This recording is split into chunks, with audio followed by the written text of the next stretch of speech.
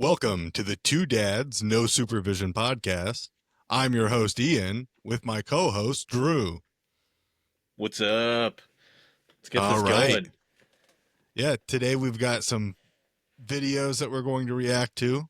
We're going to talk about how we convinced our wives that we're actually good people. And more importantly, we've got dad jokes along the way, too. Of Tune course, in. I had to beat them off with a stick. I was like, "No, stop it, women. Too many. I can only one." Yeah. As Joe Budden once said, you guys chase supermodels, I get hounded by them. Yeah. So it is such a curse to be this beautiful. Hey, I think it's great that it just worked out. We're doing our fatherhood or parenting episode on Father's Day. So shout out to all the dads out there that are ready and listening to our advice and wanting to learn from the perfect fathers here, of course. Yeah, happy Father's Day, and don't take our advice too seriously. Your kids are important, more important than our advice. Very true. So, Ian, did you get anything for Father's Day today? I got some sunglasses and a wallet. Really nice sunglasses. As I've stated before, I grew up in the state of Washington where we didn't really have any sun. Now I live in Florida where sun is constant. I still haven't really made that transition to being a Florida person, so actually having sunglasses when I drive or just when I'm out and about is going to save my eyesight for an extra 10 years, which is really nice of my wife. Washington to Florida, it's like being a mole person coming out on the ground. Oh my gosh, the first the first day, because I moved from Washington to Florida in the middle of June, right? I think it was June, July is when I moved to Florida, like 5 6 years ago. That first day, it was I cannot explain how much heat my body was trying to throw off Yeah. because it was just not used to it. Yeah. It's an adjustment. It's a different kind of person altogether that can survive the East Coast, Southeast especially. Definitely. What about you, So, Drew? What did you get for Father's Day? yeah, I got a disc golf bag to carry the discs. I am not a disc golf fan, but I have a group of people in my church that go. I am really bad at it, so I I try a lot to not be horrible, so I can have some camaraderie with my church mates and not slow the game down tremendously. So I really actually I'm excited about it because I've been carrying the discs around and now I don't look like a novice until I throw, and so that's cool. And then my daughter got me this shirt. It says "Awesome like my daughter" for those that can't read T-shirts. Uh, that's I, I'm excited about it because it's very true. My daughter is the only reason we get invited places now, so pretty I identify with the shirt for sure. Wonderful. And those who are listening on Spotify, just because you're an audio only listener doesn't mean that you can't read T-shirts. Uh, we just wanted to make sure the people who are watching on YouTube, who can't read T-shirts, Yeah. could read it. Just It's actually really funny. I played ultimate frisbee for years, and those who have played ultimate frisbee and those who have played like frisbee golf, they're two completely separate things. Like oh yeah. it's a different throwing mechanism.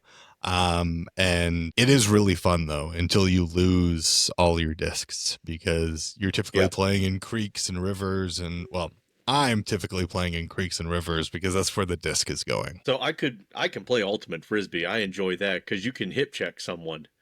Disc golf is a different animal altogether. It takes accuracy and patience and things that don't come naturally to Drew.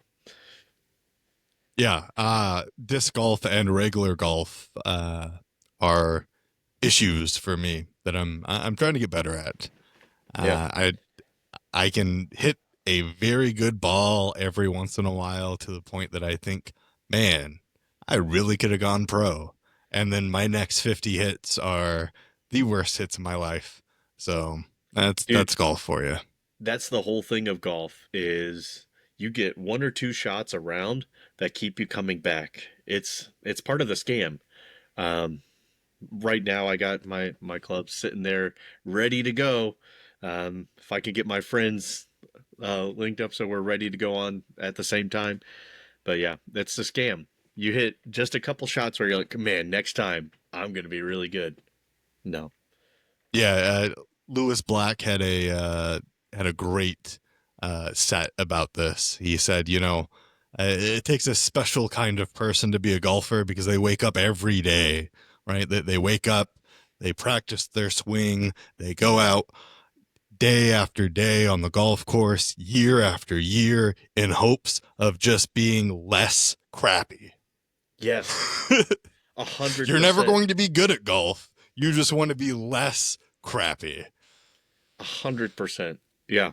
Um, golf teaches you a lot of good life lessons. Like, man, I stink at life, but maybe not this next time I try something. Keeps me coming And back, man. it also just teaches you sometimes you just want to do things for fun instead of doing things because you're good at them. Exactly. It's okay. Speaking speaking of doing things for fun, parenting. What'd you learn this last week, Ian?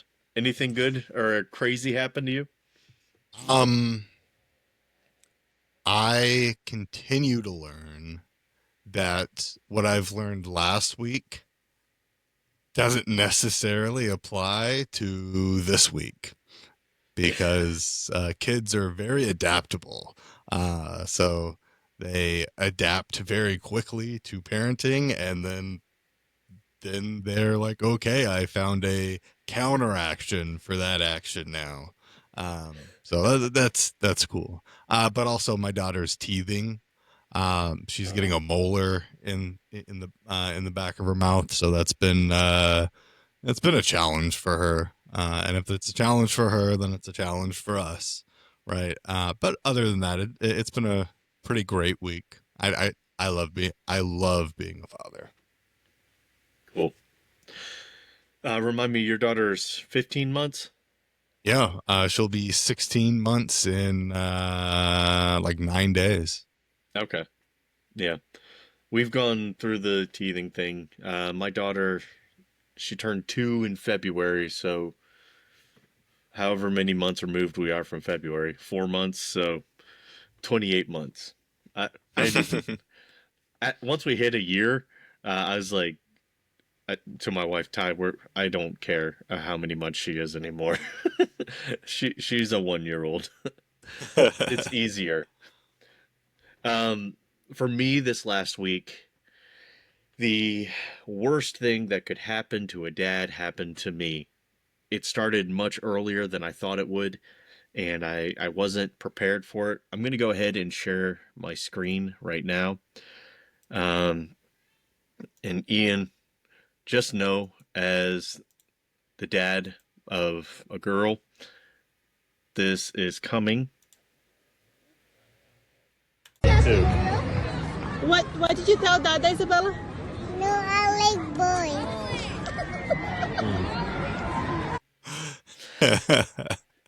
She said, "I like boys, Dada," and I was like, "Nah, not yet. You don't." And then immediately after this video, a little shirtless boy about her age walks down the hill, and she said, "I like that boy."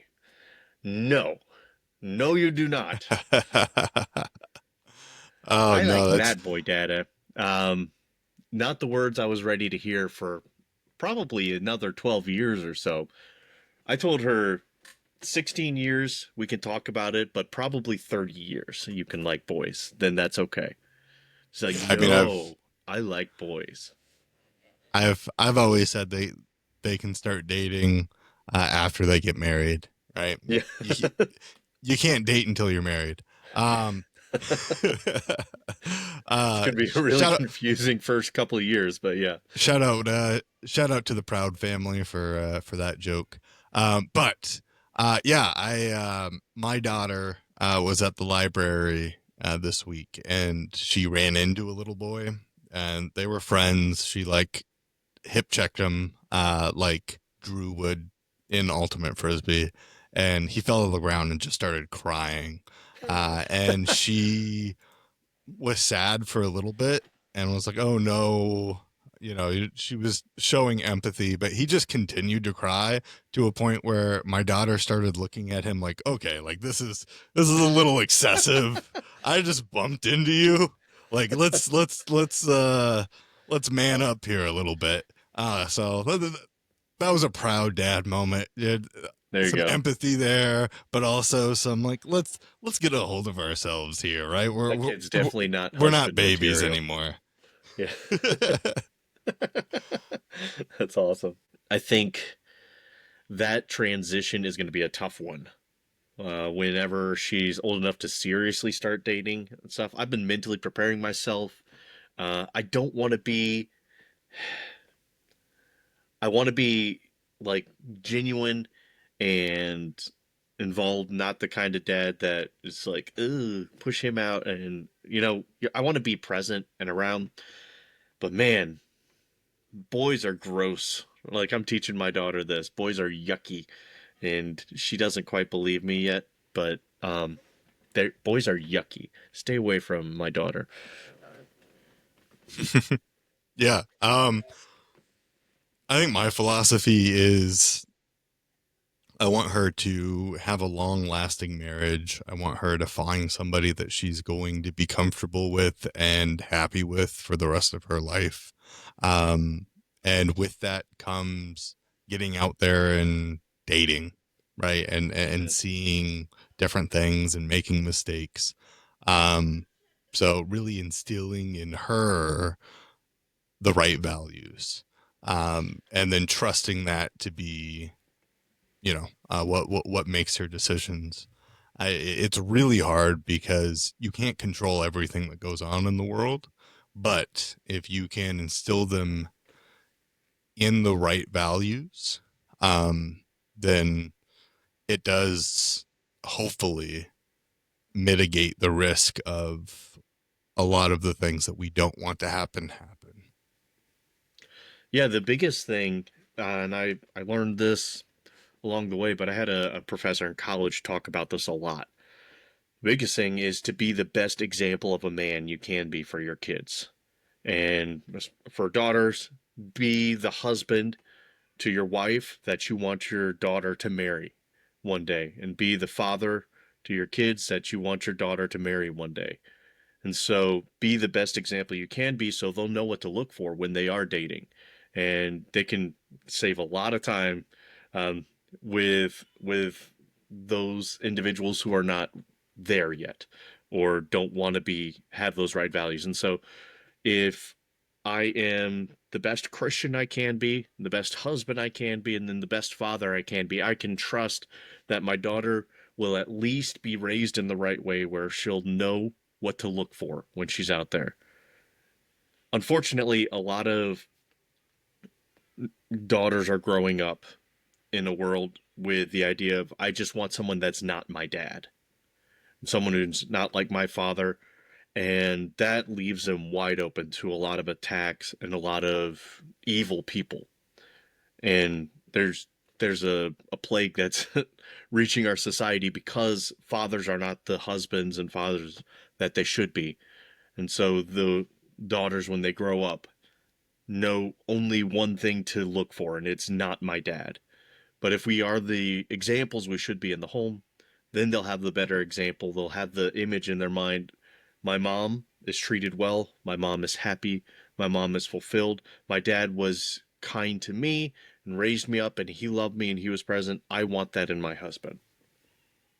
Yeah, and I think the other aspect of that too is to foster an environment where they feel like it's okay making a mistake, Oh I yeah. think that a lot of times what happens with people in their adolescence is they make a mistake and they think that that mistake is so large that their parents won't love them anymore or that their entire world is over.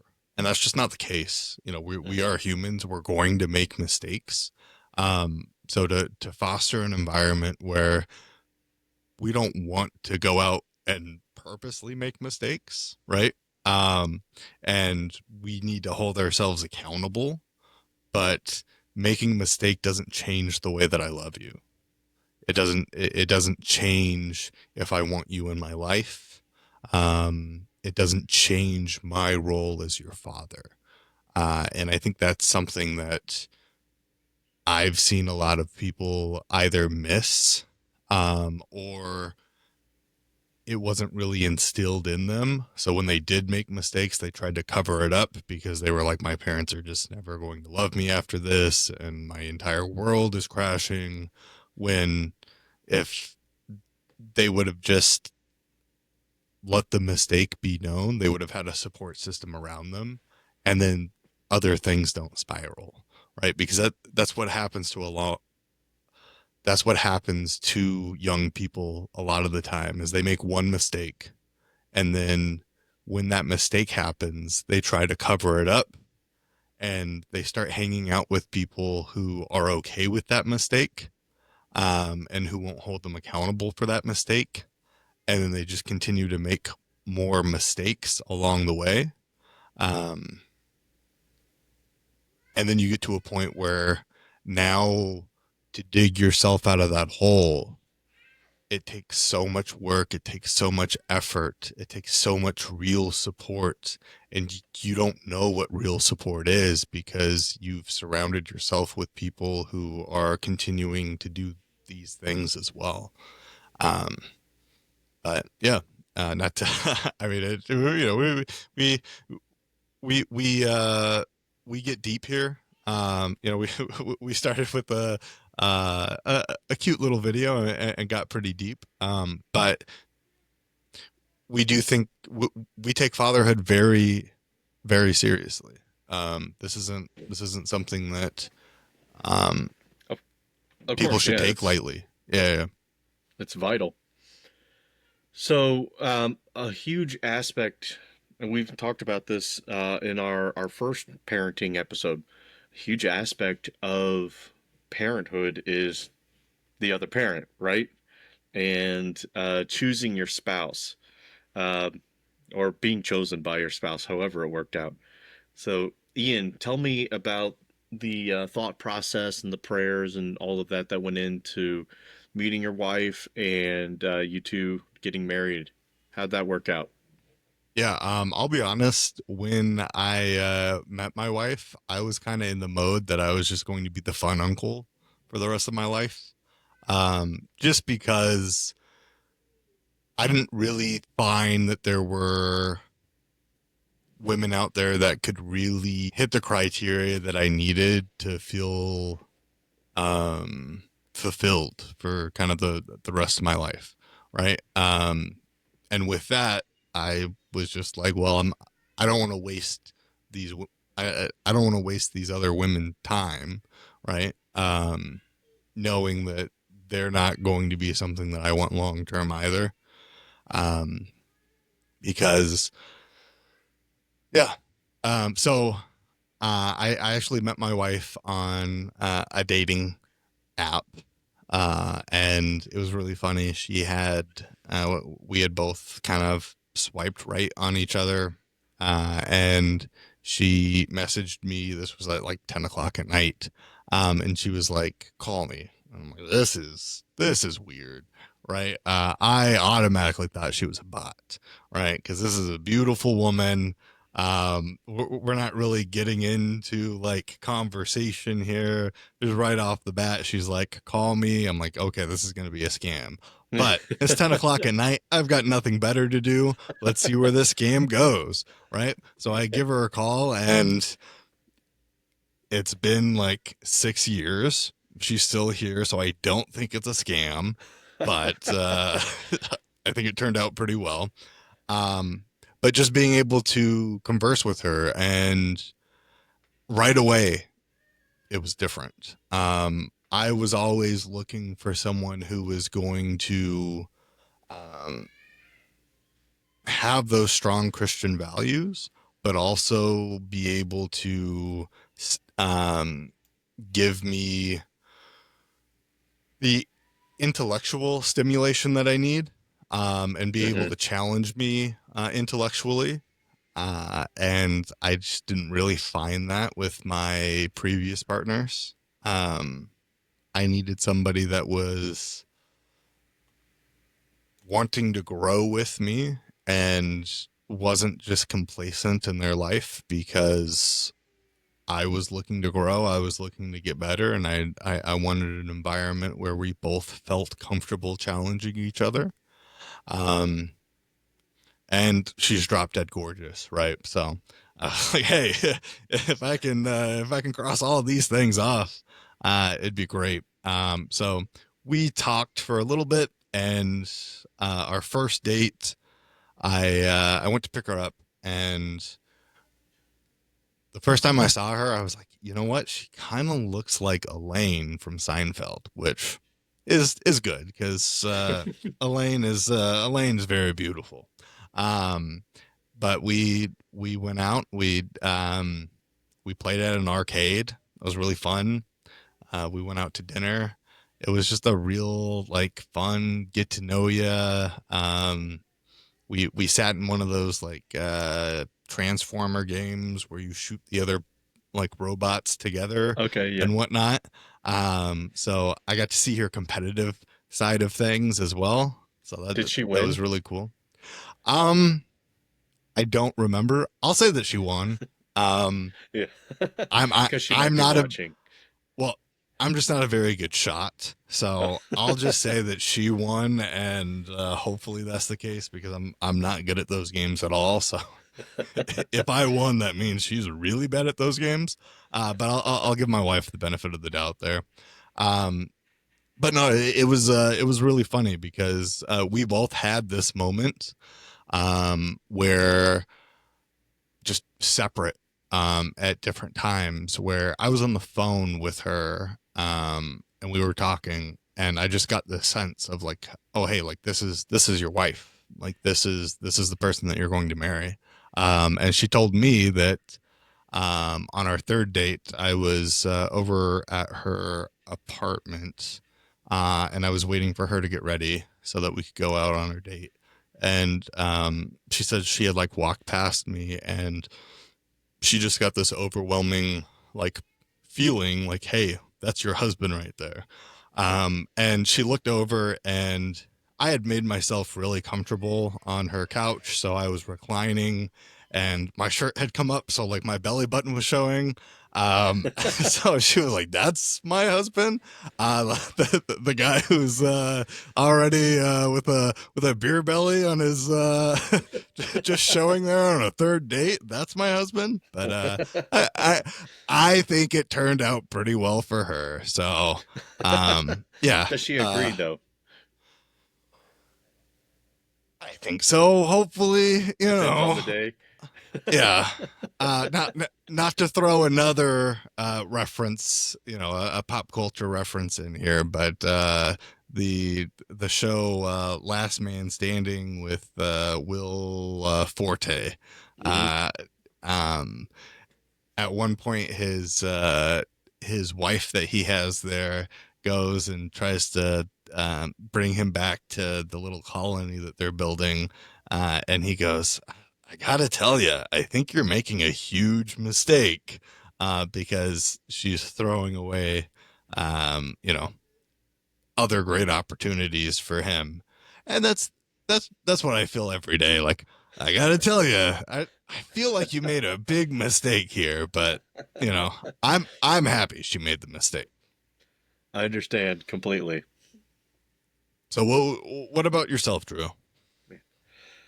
Um, so I went to a small, very conservative Bible college. I already, I think I mentioned that I grew up traveling 40 weeks out of the year. So no girlfriends really to speak of growing up. I had one long distance relationship during high school that for me was like 3 or 4 years. Then I found out I was sharing that relationship with five other guys. And so I was like, "Ooh, that was something."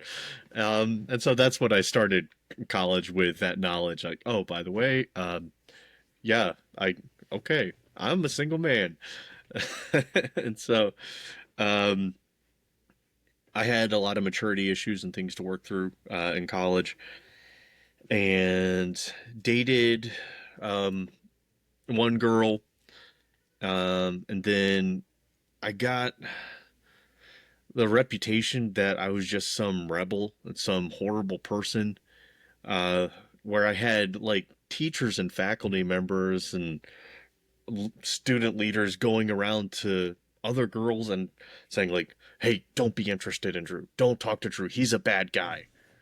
I don't know what I did. Um, I was a little sloppy, like I wasn't great at cleaning my dorm room, but like I don't know.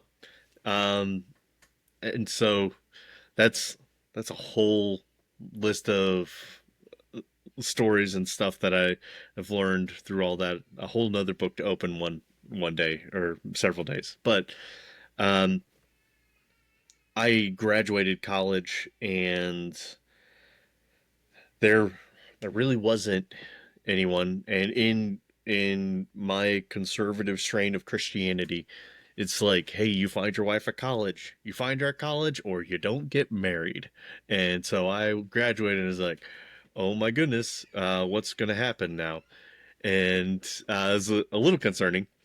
um, Somewhere around the time where it was time for me to graduate college, I heard that this the missionary, one of the missionaries that we knew, had brought over another girl from Brazil.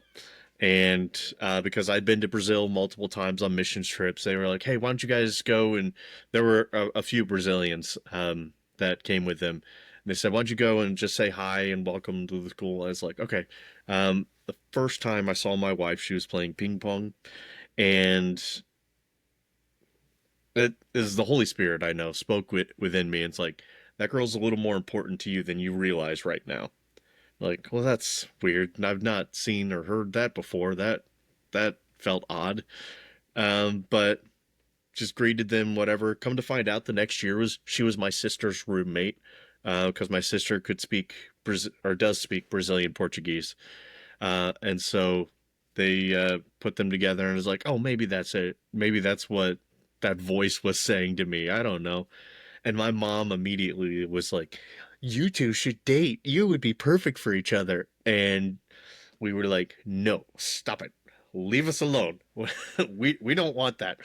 And it was like a year and a half, 2 years of people telling us, "You guys should get together." And no, that's finally when people stopped telling us. Then I was like, let me see about this Thai girl.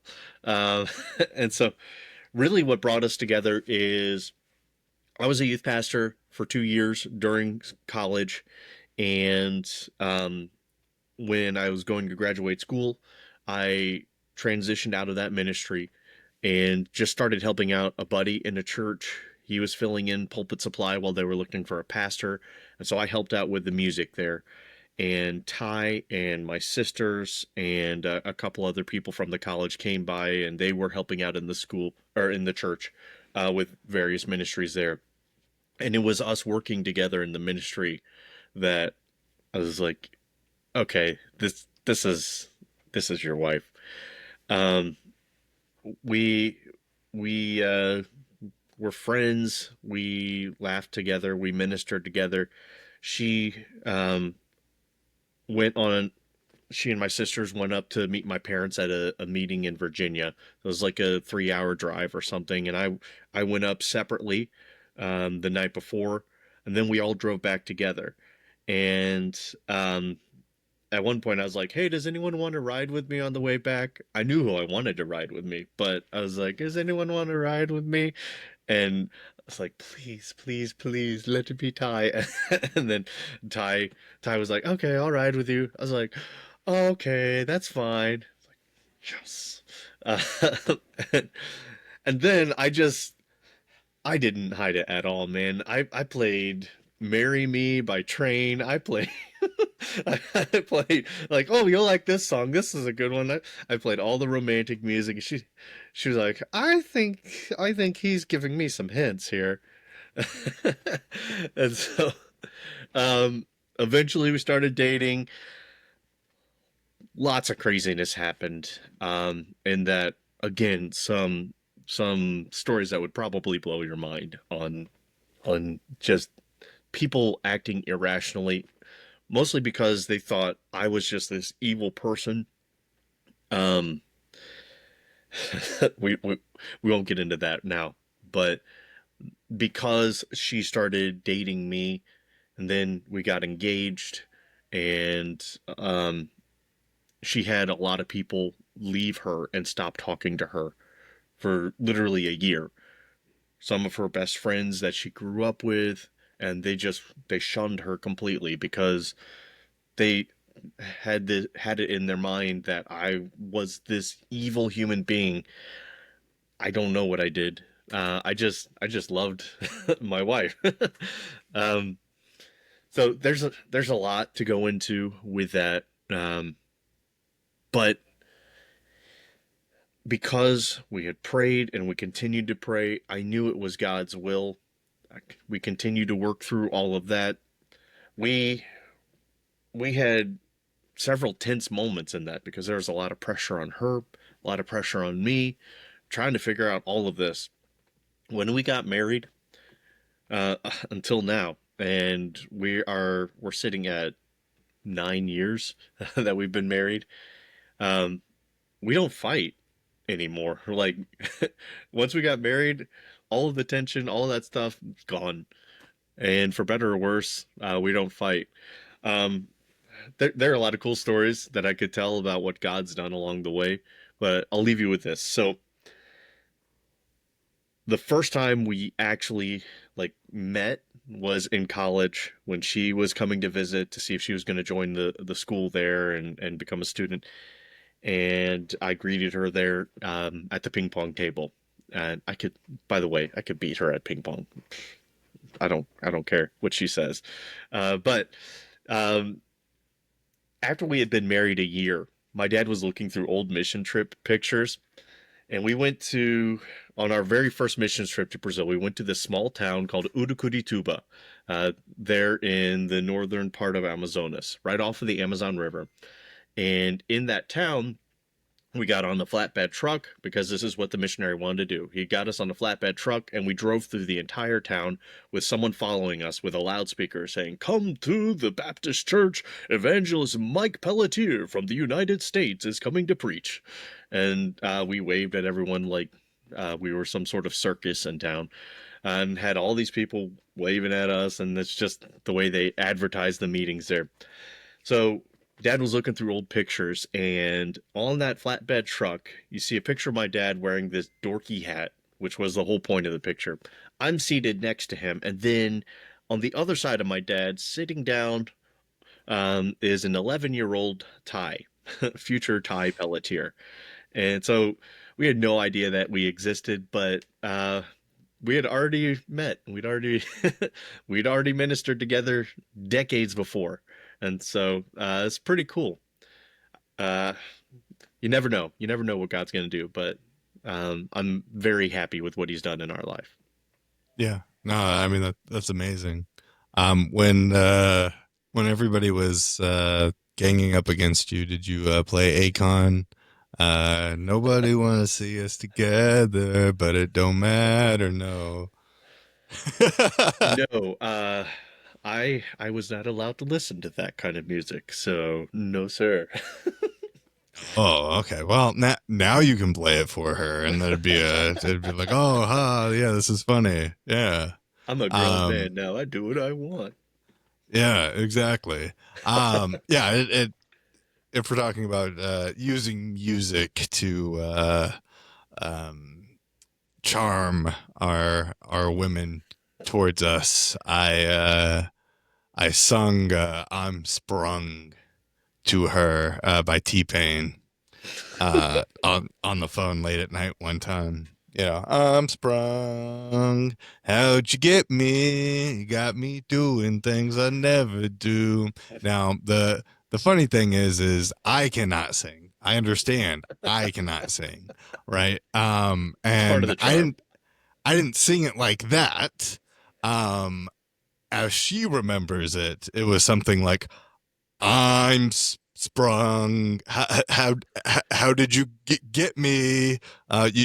You, you got me doing things that I never do.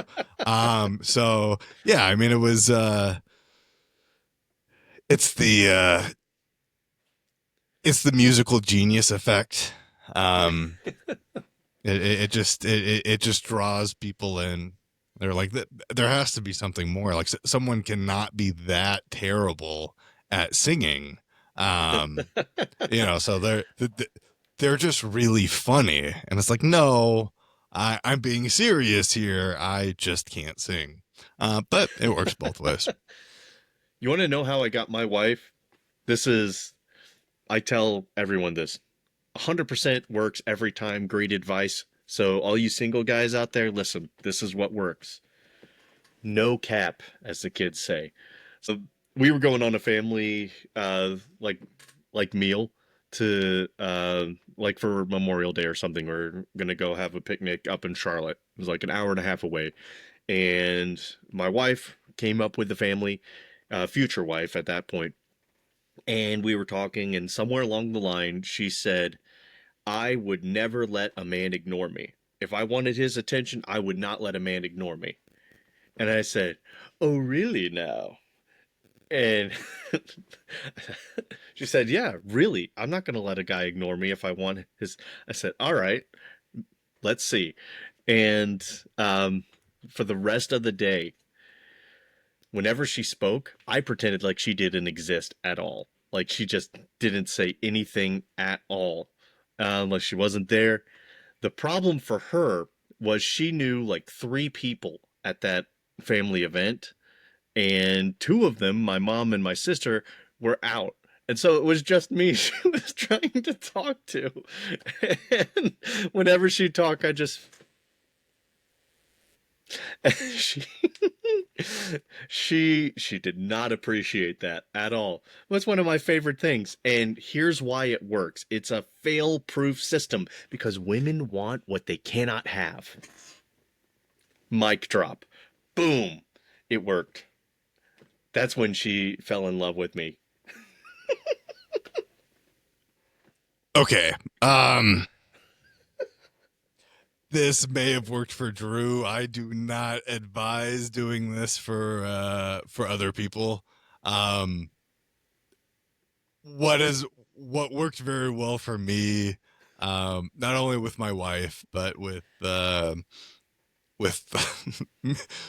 many other women I ended up dating, is you want to have a little bit of corniness so they don't take you so seriously. So a little bit of jokes, a little bit of corniness, that works great. The other thing that you want to do is you just want to be reassuring, right? Like, hey, it's completely okay. I want you to feel comfortable, right?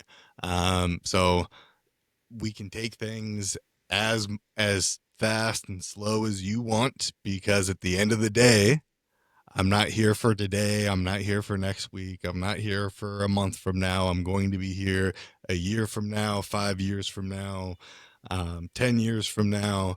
And I want the experiences that we have together to be memorable for you.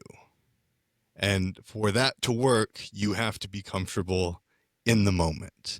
And whether that is, just going out on dates and comfortable with holding hands or kissing, or other things that you can do as you are uh, you know in a relationship, but also just having conversations too, tough conversations, right? So being able to be open and not pressuring them, all of a sudden they end up saying, okay, I do feel comfortable having this conversation. I do feel comfortable being in this moment. Um, that is one of the most important things that you can do as a man, is to understand that their timing is more important than your timing, because they Yeah, need to feel comfortable. yeah, And I think also, if you're not comfortable, same thing. You just have to be open with that. Hey, I don't want to have this conversation right now. Or, hey, this is going too fast for me. Right. And if they say, well, hey, look, uh, this is, you know, we should be at the point of our relationship where we're doing this. And if you're not comfortable doing this, then what does that mean? They're probably not the right person for you. Right. So just putting that layer of like comfortability there. Um, and then the other thing, if you're just starting to talk to a woman, and this is the first time you're talking to them, and you guys have been talking for like 30, 45 minutes, maybe an hour, and you say, man, it really feels like I've known you forever. You found yourself a girlfriend there, buddy. Because she's going to say, yeah, that is really true. And then she's going to think of all of the conversations that she's had in the last like few months that have gone nowhere. And she's going to say, yeah, there's something about this guy. You just found yourself a girlfriend. Those are free words of game for you. And they worked great for me. I ended up with a lovely wife, and I dated a lot of women along the way, so I got to understand, you know, how everybody thinks, and those are things that you can apply to every woman as long as you mean it, right? If it comes off ingenuine, you're gonna look like a jerk. yeah, for me, one of the most valuable things that we did at the beginning of our relationship, I'm grateful for this, is I told her we need to be completely open in our communication. I don't need you to worry about my feelings as much as we need to worry about the fact of the matter. If we're dealing with a conflict or anything like that, we are on the same team. And so we're not fighting against each other. And we need to realize we may say things that normally might sound harsh or aggressive. But if what we're doing is we realize we're on the same team, we're attacking the problem. And so that's why I say now we don't fight, because we don't attack each other. We try to find the rift that may be there, and we are together working against and solving that problem. Um, Open communication is huge.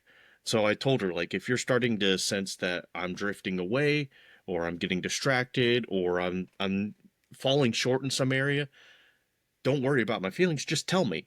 Say, hey, this is what I expected. This is what's happening. Let's try to figure this out. What's going on? And because I respect and I love her, I do the same thing as much as I can. And of course, I'm considerate of her feelings as much as I can be. But more important than feelings is we got problems, and so let's solve problems. And once we realize we're on the same team, not attacking each other and angry at each other, but we are trying to attack the thing that's attacking our marriage, it really helps the focus, and it helps the compassion between one another. Yeah, I completely agree. I think um, having that open line of communication is one of the most important things that you can do as like in a relationship, because communication is going to be the bedrock of everything that happens. If you cannot communicate effectively or respectfully, um, you're just going to see your relationship continue to deteriorate. And that's when people gain resentment. They start looking at all of the things that they've let go by as a partner, or um, you just start keeping score of this person is doing this and this person is doing this and this person is doing this instead of focusing on the positive. Uh-huh. Um, so yeah, Yeah, communication when you is start the keeping biggest score, thing, you're in trouble. right? My we had a guest pastor at church today, and he said, um, once you start looking at or um, it was once you're concerned about who's right instead of what's right, you've lost. Yep. Um, so, and that's the most important thing is like, I don't care who's right in the situation. Are we doing the right things? Right. I may be in the wrong in this situation, or you may be in the wrong in this situation. But we don't need to litigate that out to understand that if we want a healthy marriage, that we need to find a way to resolve this right now. Well, it's a Yeah. cliche for a reason. Don't go to bed angry at each other. So when those little things come up, take care of them right away, before they become problems. Just say, "Hey, ooh, let's deal with that now," because you don't want to make a mountain out of a molehill. Just deal with the problem. Problems, when they're allowed to fester, they turn into anger, and then the anger turns into bitterness. Bitterness turns into malice, wrath, and hatred. You don't want that. And so deal with it when it's just a tiny little problem. Take care of it right away. That open communication we're talking about, that's vital, that's foundational to a healthy relationship of any kind, but especially in a marriage. When you two are working together, ideally, if God allows, for parenting and raising kids up, kids need to see a healthy marriage. It's it's foundational to their development to see a mom and dad who love each other, are working together, and if at all possible, you want that situation where where you have a healthy marriage so that you can have a healthy family. And I get some situations are out of people's hands, and I'm not out here saying some people are less of parents, but I think we can all agree, especially from a biblical worldview, the ideal picture is a father and a mother are a husband and wife that love each other, and they're working together to raise their kids in the nurture and admonition of the Lord. Yeah. Agreed. So I think it goes without saying, finding the right spouse, when you're looking at parenting, like it's probably the most important thing, right? Um, I I don't want to put more pressure on the the decision than is necessary, but there's a lot of pressure that's necessary for that decision. What do you think? Well, I agree because this is a decision that you're going to have to be around for the rest of your life, right? Whether it's something where it's like, hey, I didn't pick the right person and we're not together, that person is still going to be in your life, one way or another. Even if it's very distant, even if there's court orders that says like they can't be in your life, or if they're completely absentee, they still have a um they have like a place in your heart and your memory because they're tied to something that's so precious. And that's what our children are, is every time you look at your child, you think of, wow, I've been blessed so amazingly by God. This baby is so precious. This child is so precious. So it is very important. I think the other important aspect of it as well is parenting isn't easy. Marriage isn't easy, right? So you have to remember that those two are not the same thing. A Uh-huh. marriage and parenting are not the same thing. They're going to have coinciding challenges that you have to deal with and you have to resolve um, on a daily basis so that you can have a healthy parenting atmosphere and also a healthy marriage. I think God tells us, when you get married, your wife, and like that is the most important aspect, right? The you know your family that you've had before, your parents and everything else, they're second to your wife, right? And that's because your marriage is so important. Yep. But also, nothing goes above God, right? Hmm. And I feel like there are so many different times where people will idolize parenting, or they will idolize having a perfect marriage, that they don't really put God in the center of it. Um, and what happens is it may feel in the moment like, hey, this is the perfect marriage. But again, those things will start to deteriorate because it's not focused on the right things. Dad uses an illustration a lot, where I believe this is when he got married. He gave this to my mom, or vice versa, one or the other. But there's a triangle, and at the bottom right of the triangle, you see husband. The bottom left, you see wife. At the top of the triangle, you see God. And the idea is the closer we get to God, the closer we'll get to each other. But if one person gets close to God, the other one stays away, they're going to be separated. And if they're both away from God, then they're both going to be separated from each other and from God. And so it is draw close to God, and then you'll draw close to each other as well. That leads me to my a dad joke there. So Okay, go for it. when a woman gets closer to God and the man doesn't, that turns into a cute triangle. But when the man gets closer to the God and the woman doesn't, it turns into an obtuse triangle. Thank you. I'll be here all day. Because the Boo. woman is acute, and at least me, I'm obtuse. Um, Yeah, we're never allowed to say the women are obtuse. no, That's that's one of the top rules of marriage and parenting. Can't say that. you won't have a marriage afterwards. Exactly. Um, Communication can't be that open, okay, guys? Just there are filters, all right? All right. yeah, so let's transition into some more dad jokes here, Yeah, because let I me give think you mine, all right? yeah, Um, Ian, you may have heard this. It's one of my favorites. What is red and bad for your teeth? I don't know. A brick. Okay, Ah. all right. I've got I've got one that I came up with last night. I didn't even mean for it to be a dad joke. I was just thinking of like bits that I could do.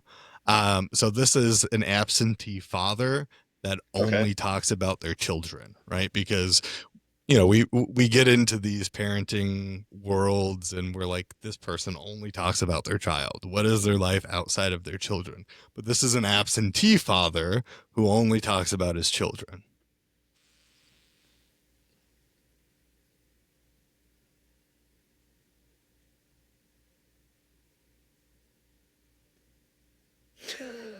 It's a mime because he's not in his kid's life. And if he's only talking about his children, then he's not Uh, talking at all. Dude, thank you, Poodles. thank you.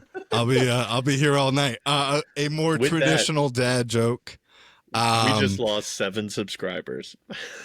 yeah, they're like, what the heck was that? Especially the people on Spotify. The people on Spotify is going to listen to this and what the heck is going Yeah, on? we need to delve Yeah, in. Ian is now in a box. yeah, I was miming very terribly. I don't think Drew knew what was going on, so I had to explain it to him. Yeah, I But didn't know till a you started using the rope. Then I was like, oh, I get it now. a more traditional dad joke. What is brown and sticky? Oh, yeah, I know this one. I'll let you It deliver it though. it's a stick. Oh, we need to have that sound effect in here where we All right, editors, go ahead and put that in there. Yeah, our editors were talking to our future selves.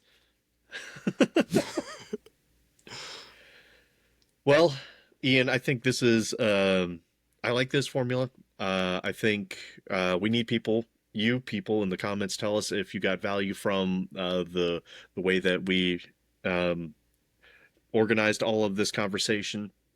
And is there something else you'd like us to discuss? We have a whole heap of topics about parenthood that we're ready for years of episodes. And so we would love to hear from you. So you can add votes and so we can decide what to talk about next. Yeah, and this content for us is very important. Yeah.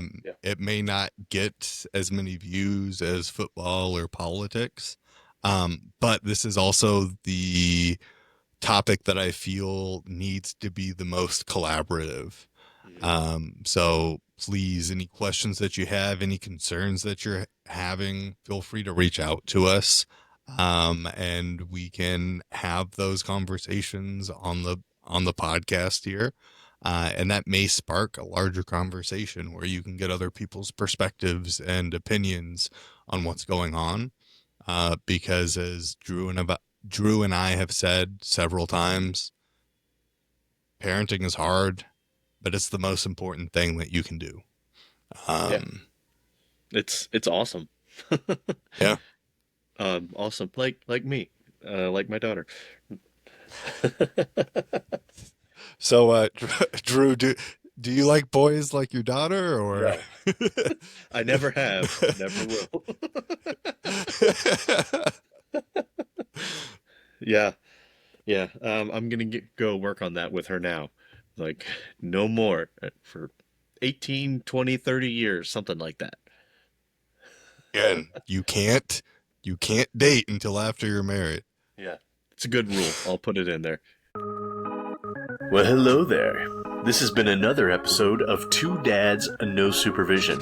And surely we need some supervision, so please be sure to tell us in the comments what we need to do to fix ourselves. Also, like, share, subscribe. We love you all. We appreciate your attention. Thank you guys, and be good. What a dad would say.